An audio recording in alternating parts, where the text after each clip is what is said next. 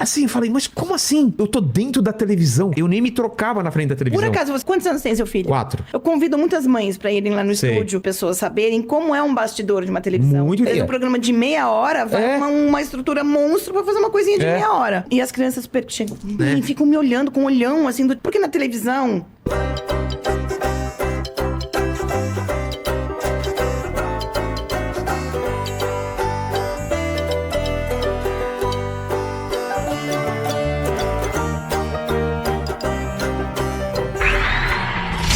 Funciona a televisão. A gente vai, a gente compra séries, a gente, enfim, são caros os pacotes, né? A gente compra os pacotes. E normalmente vocês compram por temporada, por um ano, por tempo? São anos, ou 1 ano, 2 anos, ou 5 anos, ou às vezes a gente compra infinito, fica pra você, porque nem o Chaves ficou pra nós por muitos anos, infinitos anos, assim. Décadas, né? Agora que tiraram da gente, assim. Por causa do contrato na época foi feito assim, é isso? Porque daí aí faz negociação entre amigos, entre eles, e enfim, é uma negociação mais diferenciada, né?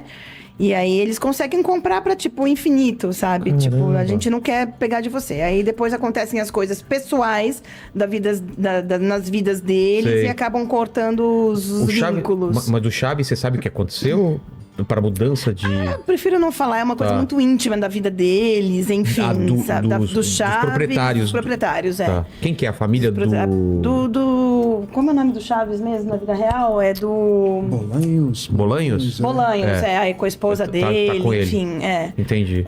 Aí eu prefiro não comentar, porque é uma coisa muito íntima deles, pessoais. Uma coisa pessoal. Pessoais, Mas é uma coisa que ficou muito marcado, né, com o SBT. Muito, porque a gente... Nossa, eu já falava, gente, alguém, por favor, passa um lápis de cor no Chaves, porque já tá meio descolorido. Desbotado, né? A roupa dele já tá lavou demais. Ficou muito associado. Todo e ganhando mundo da falava, Globo, né?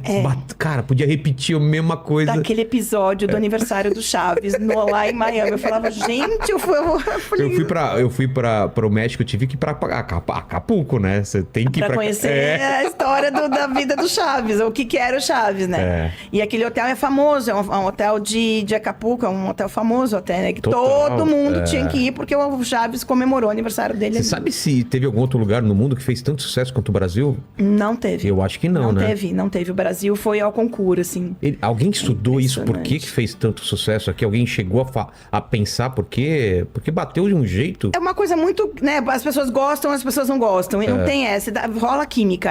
Uma coisa, foi um relacionamento que as pessoas criaram com o Chaves, né? Por ser situações cotidianas, que as pessoas vivenciavam aquilo. Quem nunca morou numa vila? Quem nunca teve vizinhos daquele jeito? Quem nunca teve uma situação, né? Um professor mais querido, a mãe que se apaixonou pelo professor mais querido, ou o vizinho chato. A bruxa do sempre, 71, entendeu? Sempre tem o vizinho chato, enfim. Na minha rua tinha um cara que furava a bola da gente. Caía a bola na casa dele e furava.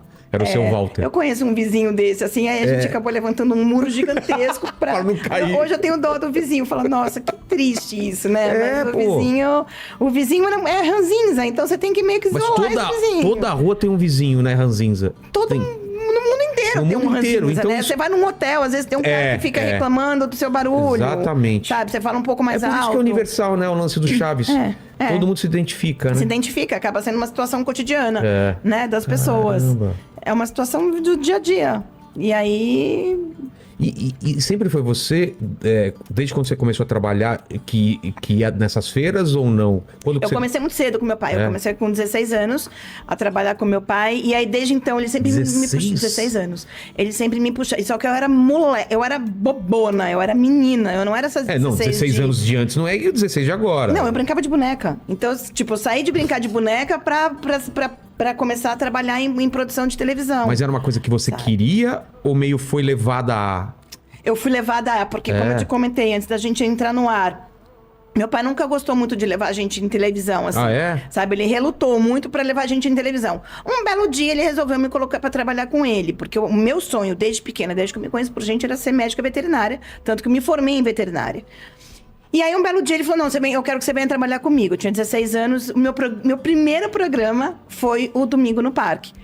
Bolachas Mirabel. Tênis Montreal. Tinha a cabine do Sim! Sim, não. Os caras nem sabem. Todo mundo queria participar daquela cabine. Você troca, sei lá, uma bicicleta por um chiclete? Sim! E todo mundo, não faz isso.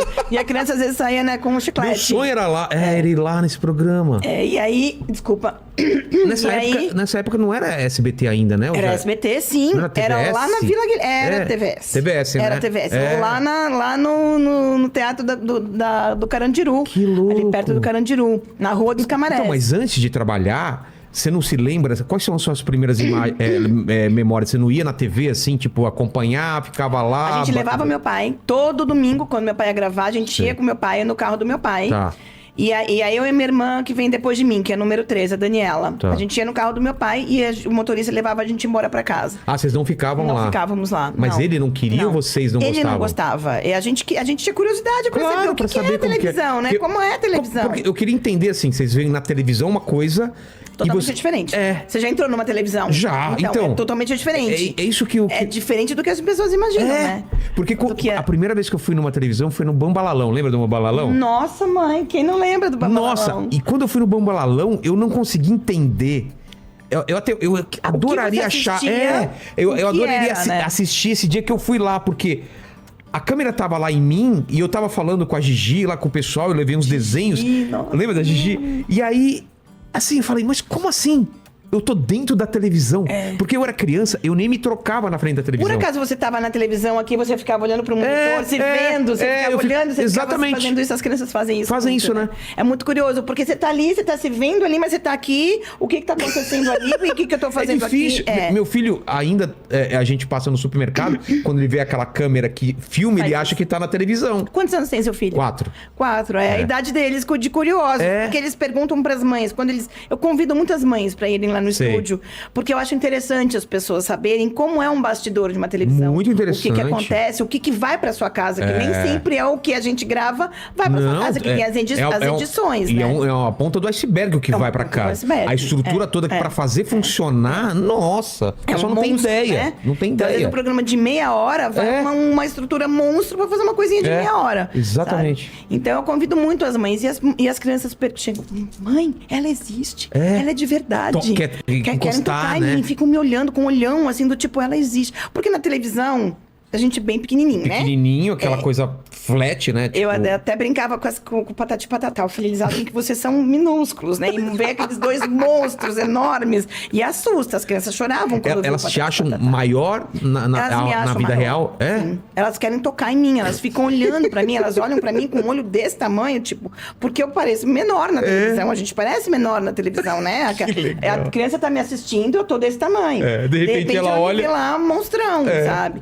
Então, ela é de verdade, elas querem me tocar, querem me abraçar e grudam em mim. Mas juro por... Eu não me trocava na frente da televisão porque eu achava que as pessoas da televisão me viam. Eu ficava atrás do sofá me trocando. Poltergeist, né? Olha que doideira isso. Poltergeist põe uma pano o pano na frente. Né? Pano na frente. Mas é um mundo completamente inusitado. Pra gente que trabalha ali, já é ok, a gente vive aquilo. Mas para as pessoas que vão visitar, elas ficam realmente deslumbradas. Mas até hoje eu ainda fico abismado assim, com a grandeza da estrutura de televisão. Assim. Eu tenho uma equipe de 38 pessoas, diretas, indiretamente, comigo. Eu faço questão de mostrar e de conversar e de falar de todo mundo. Maquiador, câmera... Tudo. Contra-regra, o diretor, o sonoplasta, o rapaz que pinta... Vamos falar pro